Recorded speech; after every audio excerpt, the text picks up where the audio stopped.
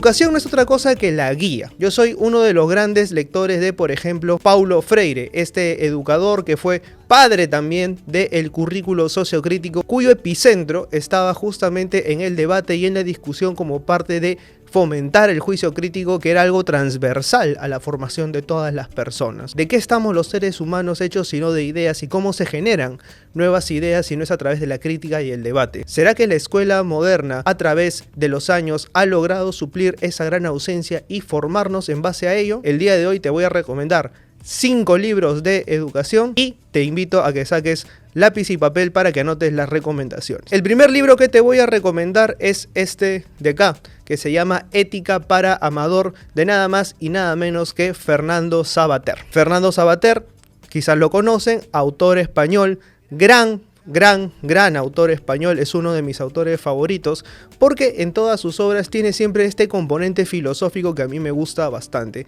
pero no es una filosofía distante, aunque el nombre del cual proviene Ética para Amador ciertamente sí lo es. Ética para Amador no es otra cosa que el parafraseo de Ética a Nicómaco. Es un libro conocidísimo, pero Ética para Amador es justamente esa versión españolizada, latinizada al siglo XX que hace justamente Fernando Savater para su hijo Amador. Partimos de la siguiente premisa: no hay cuestiones correctas ni incorrectas, sino el discernimiento propio de cada ser humano en torno a determinado tipo de hechos.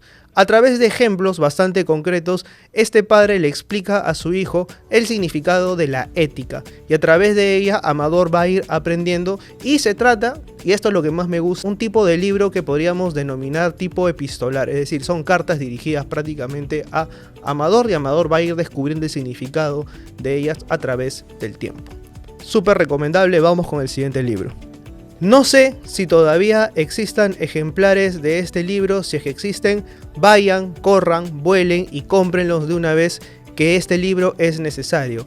Un placer ausente, de Jorge Eslava, publicado por el Fondo Editorial de la Universidad de Lima. Jorge Eslava es mi maestro. Jorge Eslava me enseñó el valor de la educación y gracias a él puedo decir que soy profesor. Sin embargo, la recomendación de este libro no tiene nada que ver con esa relación de maestro a discípulo, sino con todo lo opuesto, de la relación con él como autor, como un gran hacedor de imaginación, y esta imaginación capaz de poderla trasladar a los estudiantes, y en este caso a un libro en el cual crea dos tramas paralelas. En principio está la historia de este padre, a su vez profesor, que se está divorciando pero tiene que lidiar con la educación de su pequeña hija, y por otro lado están las entrevistas que este profesor hace para una investigación a propósito de la lectura en el Perú.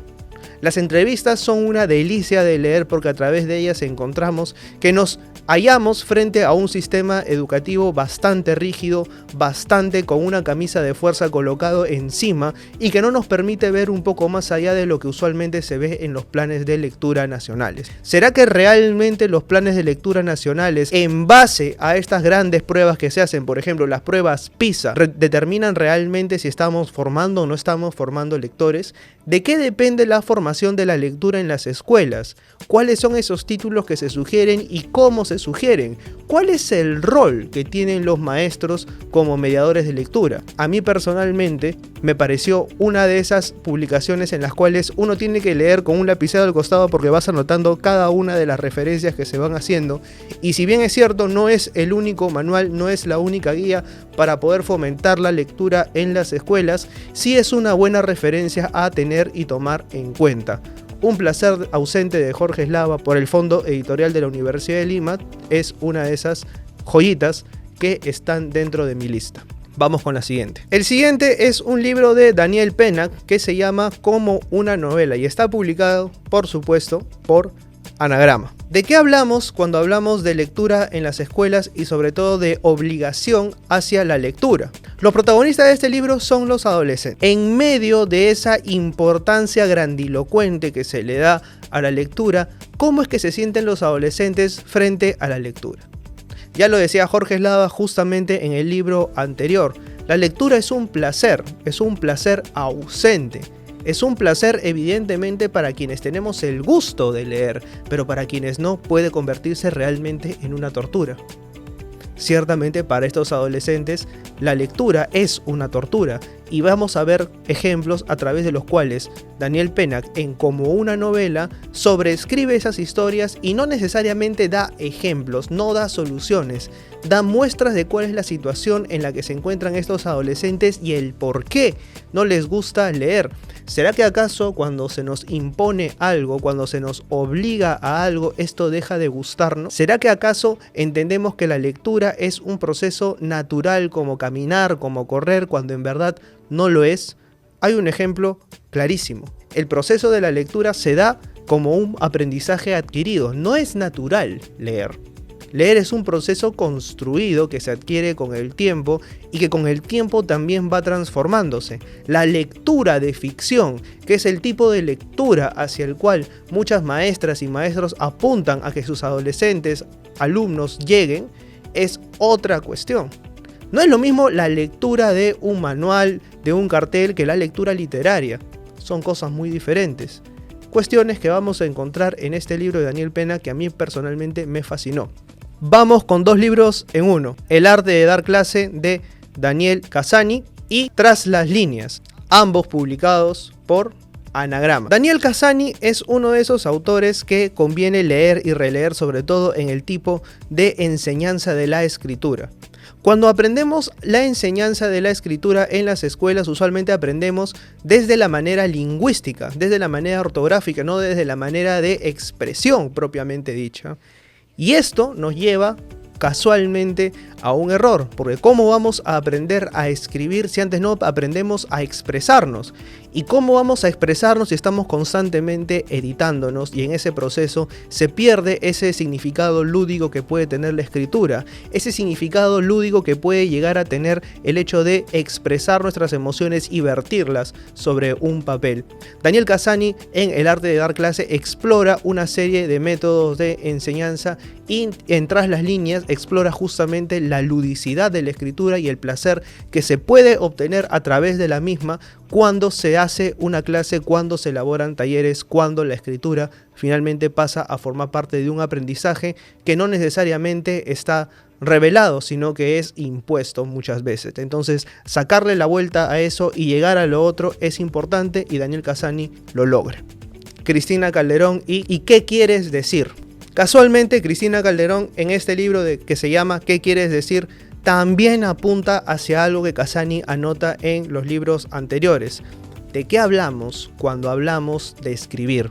¿Será que nos ponemos un corset de edición antes de soltar la pluma y finalmente guiar nuestro pensamiento? ¿Qué quieres decir? Es la pregunta fundamental que debemos hacernos antes de colocar la primera palabra. ¿Qué es lo que queremos decir? ¿El texto que voy a escribir tiene algún tipo de respaldo, tiene algún tipo de argumento, tiene algún tipo de guía hacia el cual yo voy a guiarlo para poder llegar a mi objetivo?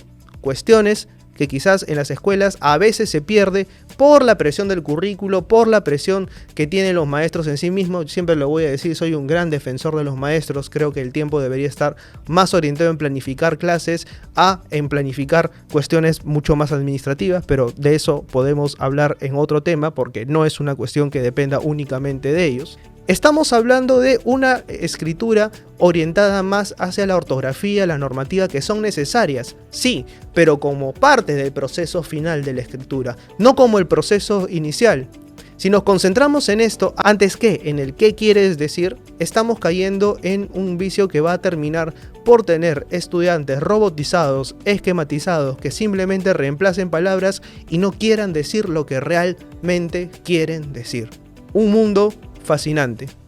Vamos con la yapa porque sé que tú, amiga, amigo, sobrino, sobrina que estás viendo este video dices: tío librero, pero necesito gastar todavía lo que me quedó de la gratificación en más libros, la FIL me quedó chica. Tranquila, tranquilo, todavía estamos con uno más. Y este es el último ya para no aburrirte y que te vayas a comer tranquilo esta noche. ¿De qué colegio eres? Publicado por el Instituto de Estudios Peruanos. Tiene que ver con educación, pero al mismo tiempo no tiene que ver con educación. Habla sobre educación, pero habla principalmente de los privilegios de la educación. Seguramente tú en algún momento has escuchado esta bendita palabra. ¿Y tú? ¿De qué colegio eres?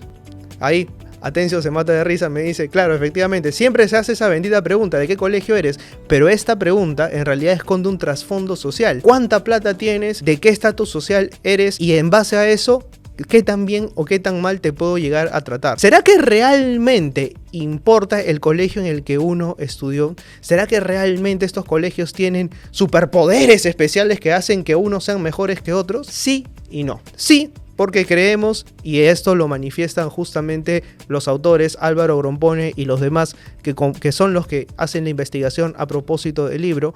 Sí, estos colegios quizás tienen algunos talleres, algunas actividades que les permiten interactuar con otros estudiantes y tener por demás una ventaja que los otros estudiantes de otros colegios quizás no tienen. ¿A qué me refiero con esto?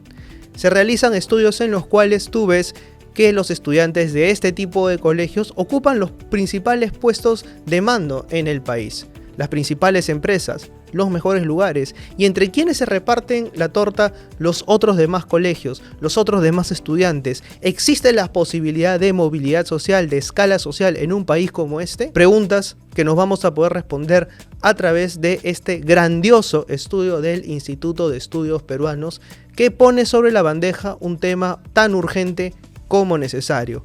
¿Qué es lo que debemos de hacer con la educación en el país? Si bien es cierto, yo no pretendo dar ninguna receta mágica, no pretendo dar ninguna respuesta, sino simplemente hacer que ustedes vayan y consulten estos libros. La idea es que los libros nos lleven a nuevas preguntas y estas nuevas preguntas a nuevos horizontes de aprendizaje. Nos estamos viendo el viernes en el podcast Librero. Chau, chau.